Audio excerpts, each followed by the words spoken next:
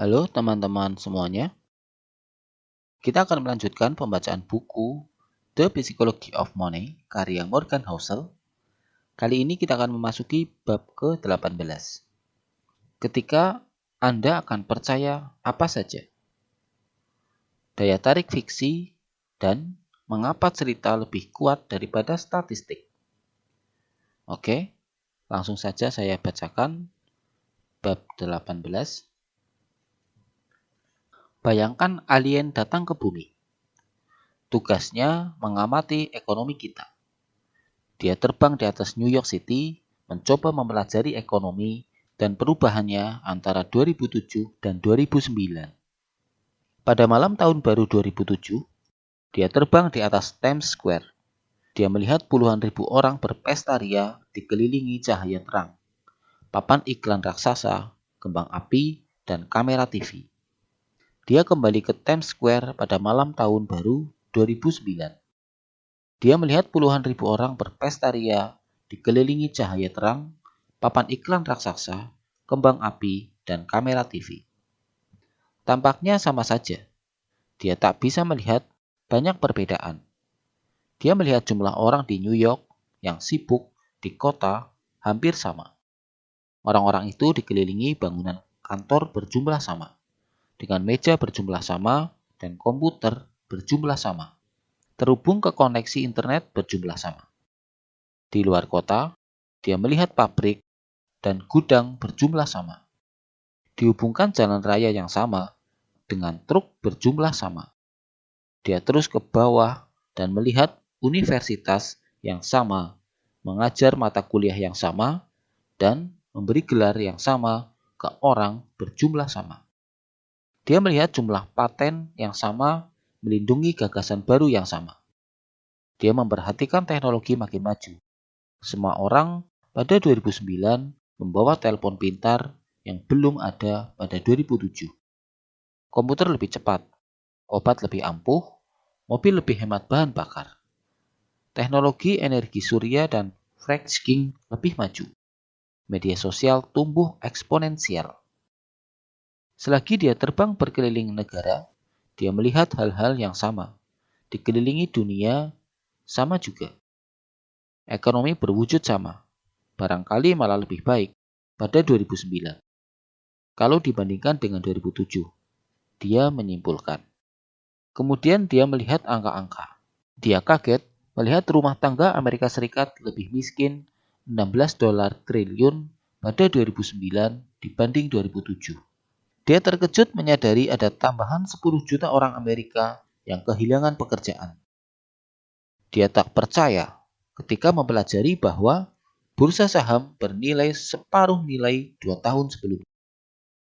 Dia tak percaya ketika mengetahui bahwa perakiraan potensi ekonomi merosot. Saya tak mengerti, katanya. Saya sudah melihat kota-kota. Saya sudah melihat pabrik-pabrik. Kalian punya pengetahuan yang sama, alat yang sama, gagasan yang sama. Tidak ada yang berubah. Kenapa kalian jadi lebih miskin? Kenapa kalian jadi lebih pesimis?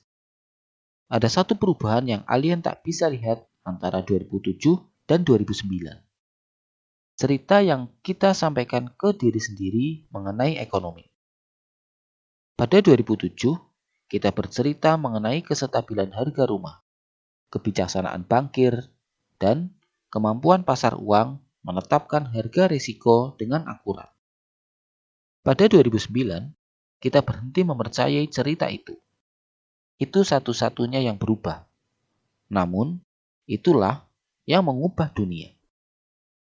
Sesudah narasi bahwa harga rumah akan terus naik patah, KPR macet bertambah, kemudian bank kehabisan uang, sehingga mengurangi pinjaman ke bisnis lain, menyebabkan PHK, menyebabkan pengangguran belanja, menyebabkan lebih banyak PHK, dan seterusnya. Selain menggunakan narasi baru, kita punya kapasitas kekayaan dan pertumbuhan yang identik. Kalau bukan lebih besar pada 2009 bila dibanding dengan 2007. Namun, ekonomi mendapat pukulan terburuk dalam 80 tahun. Itulah berbeda dengan misalnya Jerman pada 1945. yang basis manufakturnya hancur, atau Jepang pada 2000-an yang populasi usia kerjanya menyusut. Itu kerusakan ekonomi nyata.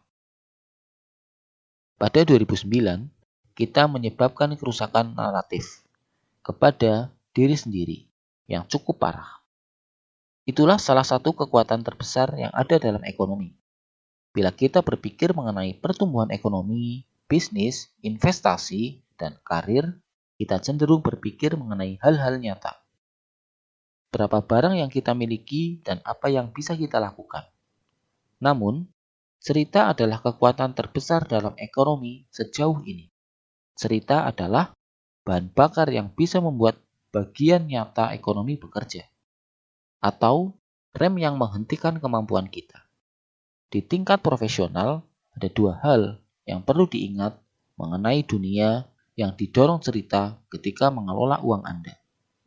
Pertama, makin Anda ingin sesuatu itu benar, makin besar kemungkinan Anda percaya satu cerita yang memperbesar kemungkinan sesuatu itu benar. Kapankah hari paling bahagia dalam hidup Anda? Dokumenter How to Live Forever mengajukan pertanyaan polos itu kepada seorang perempuan berumur 100 tahun yang memberi tanggapan menakjubkan. Armistice Day, katanya, merujuk ke kesepakatan pada 1918 yang mengakhiri Perang Dunia I. Mengapa? Tanya produser. Karena kami tahu tak bakal ada perang lagi, katanya. Perang Dunia II bermula 21 tahun sesudahnya, menewaskan 75 juta orang. Ada banyak hal dalam kehidupan yang kita anggap benar karena kita benar-benar ingin hal-hal itu benar. Saya menyebutnya fiksi menarik. Dampaknya besar kepada bagaimana kita berpikir mengenai uang, terutama investasi dan ekonomi. Fiksi menarik muncul ketika Anda cerdas, ingin mendapat solusi, tapi menghadapi kombinasi kendali terbatas dan taruhan besar. Fiksi menarik sangat kuat, bisa membuat Anda percaya hampir segala hal. Baca contoh singkat berikut. Putri Ali Hajaji sakit. Para tetua di desa Yaman, tempat Ali tinggal, mengusulkan pengobatan tradisional. Tusukkan ujung tongkat membara ke dada putranya agar penyakit hilang dari tubuhnya. Sesudah prosedur itu, Hajaji berkata kepada The New York Times, bila Anda tak punya uang dan putra Anda sakit, Anda akan percaya segalanya. Pengobatan sudah ada selama ribuan tahun. Pengobatan ampuh baru ada lama sesudahnya. Sebelum ada metode saintifik dan penemuan kuman, orang menangani penyakit dengan mengeluarkan darah, membuat kelaparan, melubangi tubuh agar roh jahat keluar, dan berbagai penanganan lain yang hanya mempercepat kematian. Tampaknya gila. Namun, jika Anda benar-benar butuh solusi dan tidak tahu atau tidak bisa mendapat solusi bagus secara segera, jalur paling gampang adalah ke arah penalaran Hajaji. Percaya apa saja. Bukan cuma mencoba apa saja, melainkan percaya. Pada masa wabah besar London, Daniel Defoe menulis pada 1722. Orang lebih suka ramalan dan astrologi, mimpi, dan dongeng daripada sebelumnya. Almanak menakutkan bagi mereka. Tiang rumah dan pojok jalan ditempeli selebaran dari dokter dan orang-orang yang tak tahu apa-apa, tapi mengajak orang agar berobat ke mereka. Biasanya bertuliskan muluk, pil pencegah wabah pasti ampuh, obat infeksi dijamin manjur, pelindung hebat dari hawa jahat. Wabah itu membunuh 1/4 penduduk London dalam 18 bulan. Anda akan percaya hampir segala hal ketika taruhannya sebesar itu. Sekarang pikirkan bagaimana gabungan keterbatasan informasi dan taruhan besar juga berpengaruh ke keputusan finansial kita. Mengapa orang mendengar komentar investasi di TV yang rekam jejak keberhasilannya payah? Sebagian karena taruhan dalam investasi sangat besar. Pilihan beberapa saham yang tepat dan Anda bisa jadi kaya tanpa banyak berusaha. Jika ada peluang 1% prediksi seseorang akan terbukti, dan kalau terbukti hidup Anda akan berubah. Dan kalau terbukti, hidup Anda akan berubah. Tidak aneh kalau Anda perhatikan dia. Siapa tahu. Dan ada banyak sekali pendapat finansial. Sehingga sesudah Anda memilih satu strategi atau posisi, Anda berinvestasi kepadanya secara finansial dan mental. Jika Anda ingin saham tertentu naik 10 kali lipat, itulah kelompok Anda. Jika Anda pikir suatu kebijakan ekonomi akan memicu hiperinflasi, itulah kubu Anda. Boleh jadi peluang taruhannya kecil. Masalahnya, penonton tak bisa atau tak mau tahu mengkalibrasi peluang kecil, seperti 1%. Banyak yang memilih bertahan di keyakinan teguh bahwa apa yang mereka inginkan benar itu benar. Namun, mereka hanya melakukan itu karena ada peluang hasil besar. Investasi adalah satu di antara sedikit bidang yang menawarkan kesempatan imbalan ekstrim setiap hari. Orang percaya tipu-tipu finansial lebih sering daripada misalnya tipu-tipu ramalan cuaca. Karena imbalan atas prediksi tepat arah bursa saham minggu depan itu beda dengan imbalan atas memprediksi apakah minggu depan cerah atau hujan. Pertimbangkan bahwa 85% reksadana mutual aktif mendapat hasil di bawah patokan selama 10 tahun sampai 2018. Angka itu sudah cukup stabil selama beberapa generasi. Barangkali Anda berpikir bahwa industri dengan performa seburuk itu bakal tersingkir dan susah bertahan. Namun, ada hampir 5 triliun dolar yang diinvestasikan di reksadana demikian. Beri orang kesempatan berinvestasi bersama Warren Buffett berikutnya, dan mereka akan sangat percaya. Sampai-sampai jutaan orang menaruh tabungan seumur hidup di dalamnya. Atau Bernie Madoff, kalau dilihat sesudah kejadian, skema Ponzi-nya seharusnya mudah ketahuan. Dia melaporkan hasil yang tak pernah berubah. Diaudit perusahaan akuntan yang relatif tak dikenal dan menolak mengungkapkan informasi mengenai bagaimana hasil itu didapat. Namun, Madoff mendapat miliaran dolar dari beberapa investor paling canggih di dunia. Dia memberi cerita menarik dan orang ingin percaya kepadanya. Itulah alasan penting mengapa ruang untuk kesalahan, keluasan, dan independensi finansial. Tema-tema penting yang dibahas di bab-bab terdahulu sangat penting. Makin besar kesenjangan antara apa yang Anda inginkan benar dan apa yang Anda perlukan benar agar hasil bisa diterima. Makin besar pelindungan bagi Anda dari fiksi finansial menarik. Ketika berpikir mengenai ruang untuk kesalahan dalam perakiraan, ada godaan berpikir bahwa hasil potensialnya berkisaran dari yang didapat jika keputusan Anda cukup tepat, sampai amat sangat tepat. Namun, resiko terbesar adalah kalau Anda sangat ingin sesuatu benar, sampai-sampai kisaran perakiraan Anda jauh dari realitas. Ada rapat terakhir pada 2007, Federal Reserve memprediksi pertumbuhan ekonomi 2008 dan 2009. Karena sudah khawatir ekonomi melemah, prediksinya tak optimis. Ada prediksi kisaran pertumbuhan potensial 1,6% terendah, 2,8% tertinggi. Itu margin keamanan, ruang untuk kesalahan. Menyatakan kenyataannya ekonomi terkontraksi di atas 2%. Artinya perkiraan terendah Fed meleset hampir 3 kali lipat.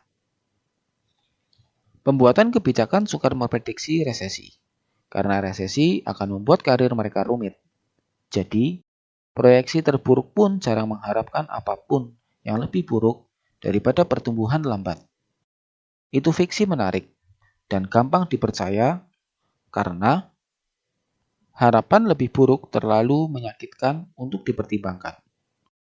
Pembuat kebijakan adalah sasaran empuk untuk kritik, tapi kita semua melakukan prediksi seperti mereka sampai batas tertentu.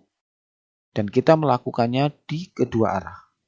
Jika Anda pikir resesi akan datang dan Anda menjual semua saham Anda sebagai persiapan, pandangan Anda atas ekonomi tiba-tiba akan dilencengkan oleh apa yang Anda inginkan terjadi. Tiap perkembangan, tiap anekdot akan tampak seperti pertanda kehancuran yang akan datang. Barangkali bukan karena memang terjadi, melainkan karena Anda ingin itu terjadi. Insentif adalah motivator kuat, dan kita harus selalu ingat bagaimana insentif memengaruhi tujuan dan wawasan finansial kita sendiri.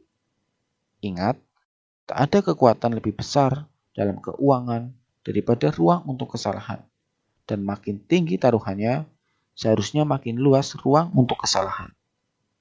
Kedua, semua orang punya pandangan yang lengkap atas dunia.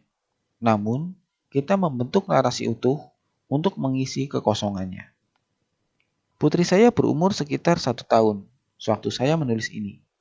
Dia ingin tahu segala sesuatu dan belajar dengan cepat sekali. Namun, kadang saya berpikir mengenai semua yang dia belum pahami. Dia tak tahu mengapa ayahnya pergi bekerja setiap pagi. Konsep tagihan, anggaran, karir, promosi, dan menabung untuk masa pensiun sepenuhnya asing bagi dia.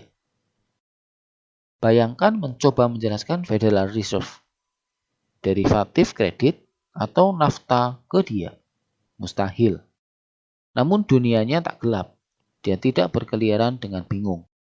Bahkan pada umur 1 tahun, dia sudah menulis narasi internal mengenai cara kerja segalanya. Selimut bikin hangat, ibu bikin aman, dan kurma rasanya enak. Segala yang dia hadapi masuk ke dalam satu di antara beberapa lusin model mental yang sudah dia pelajari. Bila saya pergi bekerja, dia tak bingung, penasaran apa itu gaji dan tagihan. Dia punya penjelasan jernih atas situasinya. Ayah tidak main dengan saya, padahal saya mau main dengan ayah. Jadi saya sedih. Meski hanya tahu sedikit, dia tak menyadari itu karena dia menyampaikan cerita koheren kepada diri sendiri mengenai apa yang terjadi berdasarkan sedikit yang dia ketahui. Kita semua tak peduli umur berapapun melakukan hal yang sama. Seperti putri saya tak mengetahui apa yang saya tak ketahui. Jadi, saya juga sama rentannya menjelaskan dunia melalui model mental terbatas yang saya punya. Seperti dia, saya mencari penyebab yang paling bisa dimengerti di segala hal yang saya hadapi. Dan, seperti dia, saya keliru di banyak hal.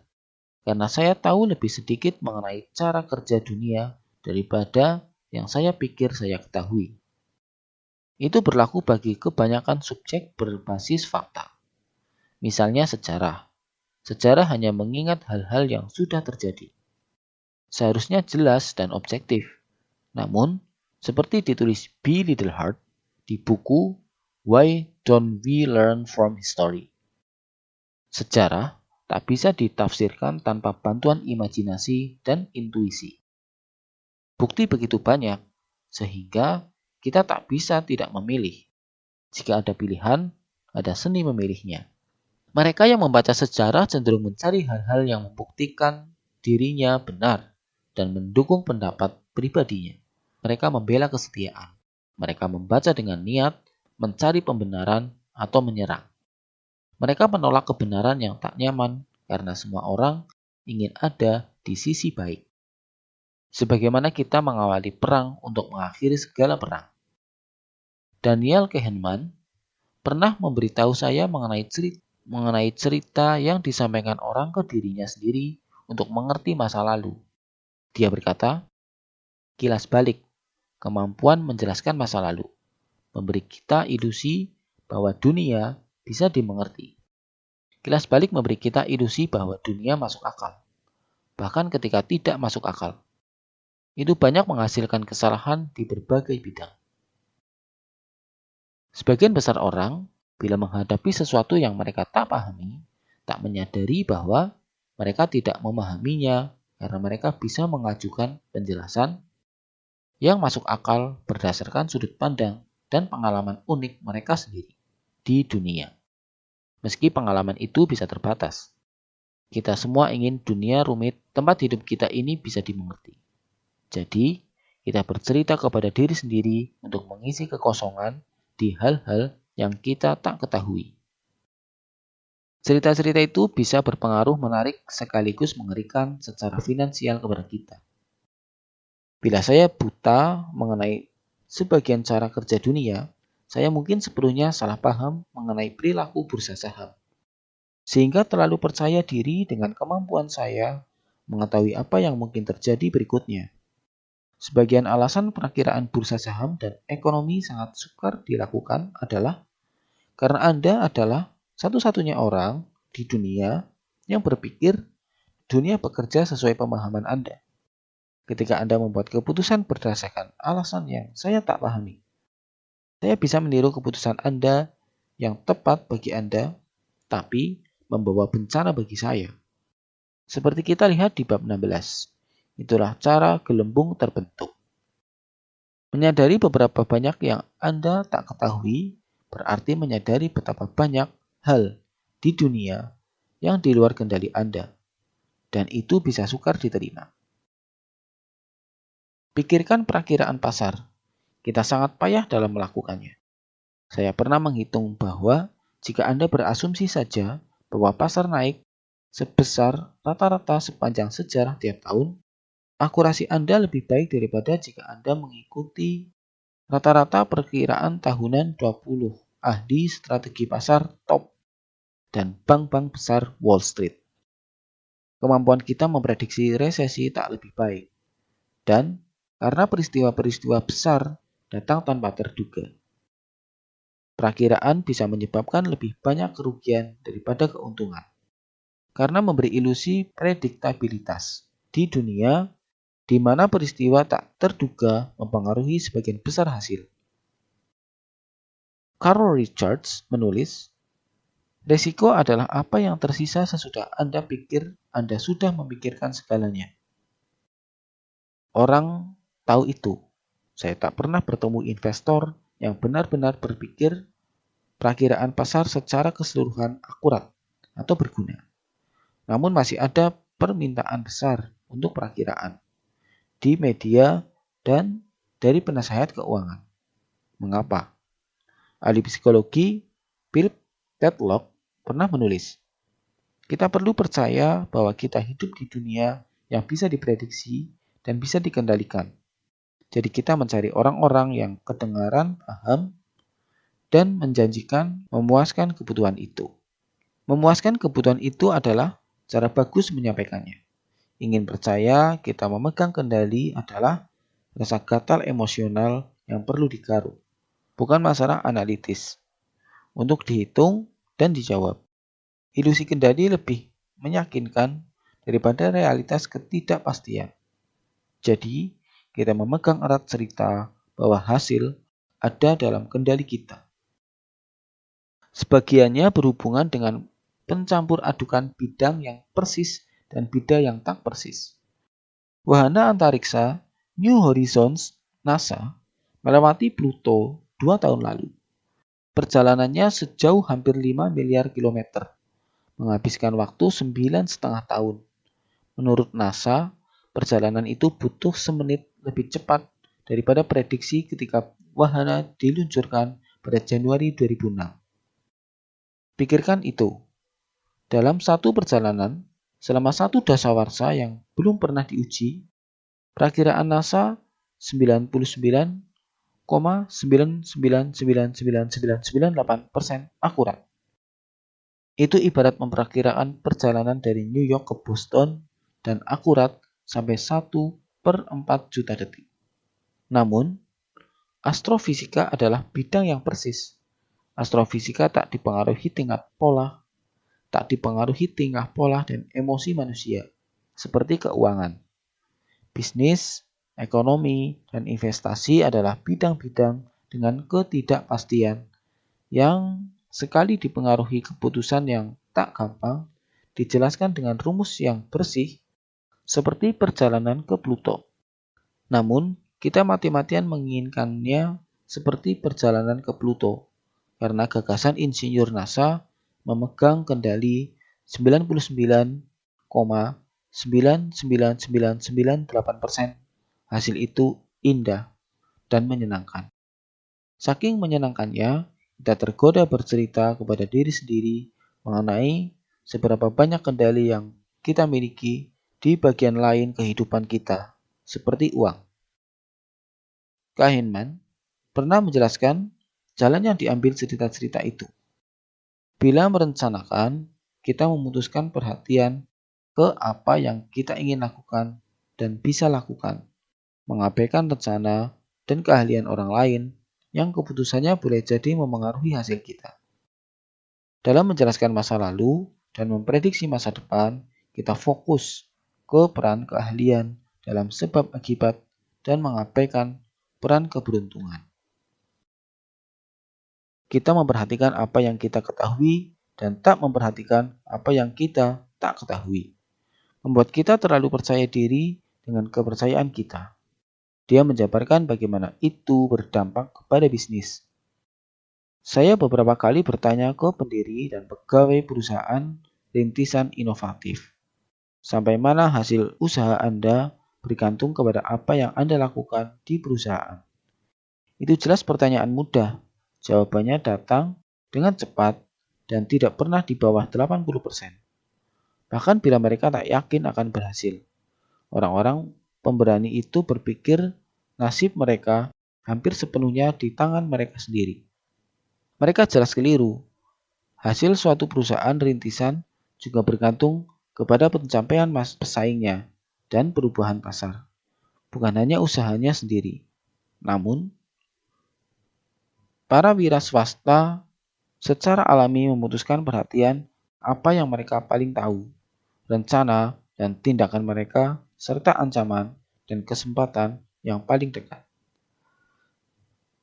Seperti ketersediaan pendanaan, mereka tak tahu banyak mengenai pesaing, sehingga mengapa wajar membayangkan masa depan di mana persaingan tak berperan besar. Kita semua begitu, sampai batas tertentu. Dan seperti putri saya, itu tak mengganggu kita sedikit pun. Kita tak berkeliaran dengan membuta dan bingung. Kita harus berpikir bahwa dunia tempat kita berada itu masuk akal, berdasarkan apa yang kebetulan kita ketahui, dan sukar untuk maju jika merasa yang sebaliknya. Namun, bagaimana dengan alien yang berkeliling bumi, yang percaya dia tahu apa yang terjadi berdasarkan apa yang dia lihat, tapi ternyata sepenuhnya keliru karena dia tak tahu cerita yang terjadi di dalam kepulauan semua orang ini, dalam kepala semua orang lain. Oke, demikian pembacaan bab ke-18. Selanjutnya kita akan memasuki bab 19, yaitu bersama-sama sekarang. Namun, sebelum saya tutup podcast ini, silahkan dukung channel ini dengan cara subscribe, like, dan komen, serta share. Oke, demikian pembacaan bab ke-18. Sekian dan terima kasih.